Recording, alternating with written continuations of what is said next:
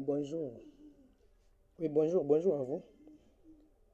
Juste pour intervenir à la préoccupation qui s'est soulevée partout. Oui, je vois même nos frères, je vois nos sœurs s'intégrer dans des histoires qui peuvent encore leur créer des problèmes au plus tard. Puisque nous sommes tous enseignés par notre prophète William Branham. Il nous a enseigné le respect, la crainte de l'Éternel. Alors on ne peut pas avoir la crainte de l'Éternel si on n'a pas le respect. Et on ne peut pas avoir le respect si on ne peut pas avoir la crainte. Donc, quand on a la crainte, on a le respect. Et je vois les frères, les sœurs, même voir d'autres prédicateurs qui parlent mal vraiment sur les réseaux sociaux, ce n'est pas bien. Vous savez bien que Mike Kalambay, même l'Ifoko du ciel, c'est tous ces filles des chantres, des compositeurs.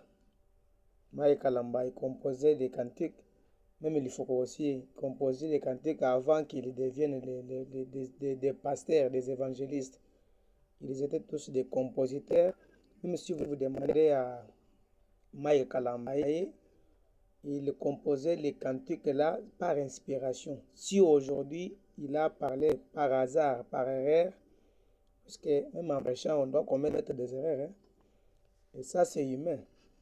À part Jésus, celle qui prêchait sans commettre une erreur dans sa prédication. Mais nous tous ici, quand nous prêchons, nous ne sommes pas Dieu. Nous commettons des erreurs.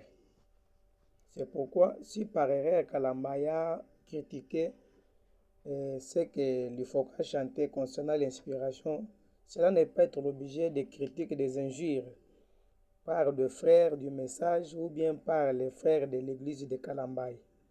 Puisque, en grosso modo, l'Ifoka c'est un pasteur, Kalambay c'est un pasteur. Or, la Bible dit, dans Psaume chapitre 105, verset 15, ne touchez pas mes oins, ne faites pas du mal à mes prophètes. Maintenant, quand vous parlez une affaire qui ne te concerne pas, surtout d'un oint de Dieu, vous voyez, ça va te créer des problèmes. C'est pourquoi les sœurs, les frères, retirez-vous. Retirez vos paroles vraiment, surtout des paroles blessantes.